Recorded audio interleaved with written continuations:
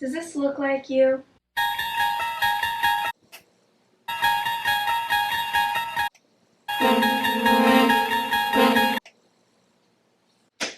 Do you have the insatiable desire to scroll through social media until you're sad, lonely, and self-loathing? Did you also watch The Social Dilemma and let it scare the crap out of you until you threw your phone across the wall and said, I don't want social media anymore? Perfect, that worked. Following with another video? Beautiful. Let's squeeze in a sneaker ad before it starts.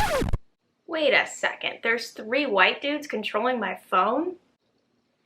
Well, I'm here to tell you today that all of that is not healthy. And there's actually a way for you to fix your nasty little addiction to social media and to start living your life. And today, I'm going to teach you how to do that. It's not easy, my friends. I'm so sick of these.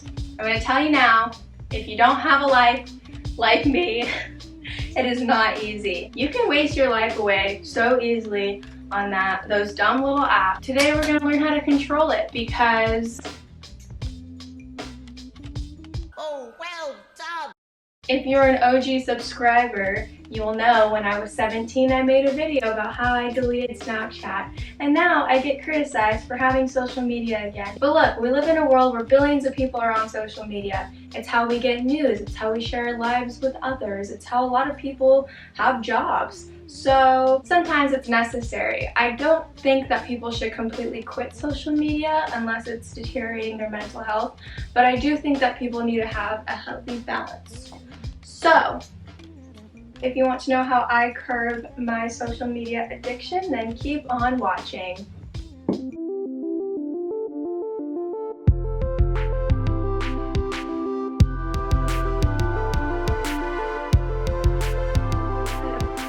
So the first piece of advice I would give is that social media is not reality. Reality is reality and social media is fake. So try to get that in your head. Social media isn't real in the grand scheme of things. It doesn't matter what you post, who you are in it. I guess it does if like that's your job and you're making money, but if you're a regular schmegular like the rest of us, if you just use it recreationally, then it's good to realize that that's not real life. Your social media presence doesn't define who you are. It's not your true identity. Social media is not reality. So that's the first step, is just accepting the fact that this ain't real. The next thing I would suggest you do is make boundaries with yourself. For example, I'm going to show you on my phone. So if I go to my Instagram and I click my activity, it will tell me my daily average, which is kind of scary. It is daunting when you're first doing this. And I set my daily reminder, it's on, so I'm going to edit the reminder to 40 minutes. You can set it to an hour, you can set it to anything lower, whatever you want to tell you that you have reached the time limit. So it's been over 40 minutes, it will tell you, it will let you know, which is great. So you'll be scrolling on your feed and then you'll get a pop-up, and then I usually just, whatever I'm doing can wait, I exit out, and I don't touch it until tomorrow. And yes, it sucks and it's hard, but it's useful and it's important. So anyway, you can see the average here. So some days I spent less time when I was having fun living my life, some days I spent more time, and today I went a little overboard because I'm showing you guys this. But this will be a really great way for you to track how much time you're spending on Instagram, and it'll also limit yourself or remind you of when your time is up. And time on Instagram goes by really quickly, so you'll be shocked to be like, wow, I've already spent this amount of time on Instagram. And did you see that? 40 minutes a day? Somebody give this girl a round of applause. I spend less than an hour of my 16-hour days on Instagram, and the other 15 hours I spend on YouTube.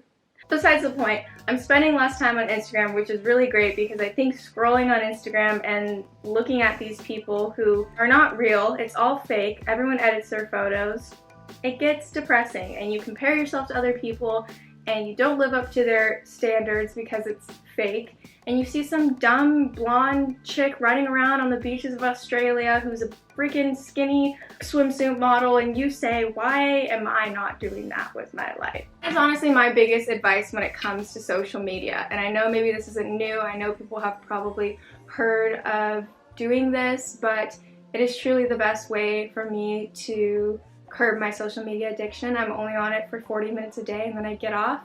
And that leads me to my next point. Pick up hobbies that aren't social media related for your mental health and sanity. So whether that's playing piano or reading or playing with animals or drawing or practicing yoga, any type of exercise, great. Going on a run, going outside, exploring nature, doing something that's outside of social media has great rewards. It's actually really good for you to strengthen other hobbies. Like if you're not working, what else are you doing that brings joy? That could be cleaning, that could be cooking. Like there's so many different things that you could be doing that will strengthen your skills, allow you to grow as a person. You could be volunteering. For goodness sake, there are a million other things we could be doing, and I mean, I'm guilty of it too, where I have spent and wasted a lot of my time on social media instead of actually making an impact on myself and on others in the world. So, I mean, what am I doing right now? It's kind of different though. YouTube's like special, you know? Another thing I would suggest doing if you have a really bad addiction to social media is set aside time in the day whenever you don't need to use your phone, where you can put it in a different room and walk away and relax and breathe, maybe journal, go on a walk, just something where you're not actively staring at any type of technology, a phone device, a computer. Some people just need to have their phone on them and that's fine, but if you do have the ability to put your phone away for a couple hours of the day, I think it's really advantageous to your mental health, and I would highly recommend doing that. I do that a lot, or I will put on like music or a podcast and just not touch my phone for a while. So something that you need to know as well is that only you have the power to control and create your own happiness. And so you have to look at things in your life that are deterring you from reaching happiness or finding joy in your life. And if that's hours of scrolling through social media, then you have to face it on the forefront. You gotta face it.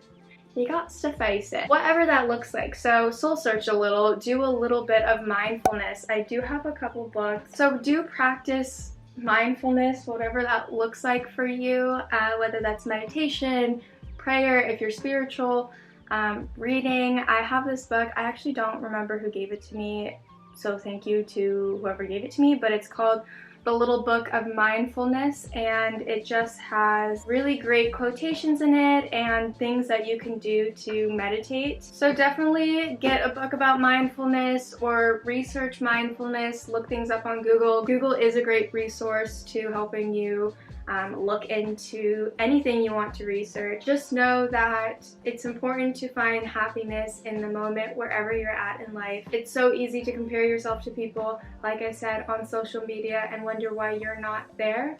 But if you can't be happy in the moment, then you're never going to be happy in the future if you do get those things that you desire. I know that scrolling through social media or Instagram doesn't make me any happier than when I wasn't on it beforehand. So that's why I really try to limit myself. So if you don't have hobbies, now's a great time to start a hobby. Actually, over quarantine, I got into stretching, flexibility, and yoga because I am like the least flexible person ever, and as a kid I've always wanted to learn how to do the splits. In dance class I got yelled at a lot because I never practiced, and finally I'm doing that and I'm almost there. I'm almost at the splits. So I'm really happy about it. I just picked up other things that I felt would fulfill me instead of just scrolling through social media, and it has been really transformative in my life, and I hope it can be for you. If you liked this video, please subscribe. Don't forget to follow me on my Instagram. As I'm talking about curbing your Instagram addiction, I'm like, don't forget to follow me on my Instagram. It's true though, I post fun stuff and you really don't have to stalk me. There's not a lot to stalk on that page. But yeah, follow me on Instagram just because I will post updates of when I upload a new video. That's really the only reason why I like it, and also to talk to you guys, people who want to reach out to me, ask me questions. I hope you guys found this video useful. I don't know, I just felt like throwing out there in a world where we're talking about the social dilemma. I'm so interested on how they use the art of persuasion or persuasiveness, their techniques, drawing in like pathos and ethos into, like, infused into the cinematic experience to make people scared. That's what I'm more interested about, like how are you able to freak out everybody. I did think it was really cheesy and lame what they did with the reenactment, the acting aspect of these kids addicted to their phone and the three guys being like, ooh, what should we do to Paul to make him look at his phone? Like, I don't really think there's three men controlling my phone, creating pop-up notifications, whatever they call them. Like, I thought it was just a little bit cheesy, like a little bit too dramatized, dramatized English. Too difficult for me apparently, and that's my major, so that's awesome. Anyways, thanks guys for watching, and I will see you in my next video. Okay, bye!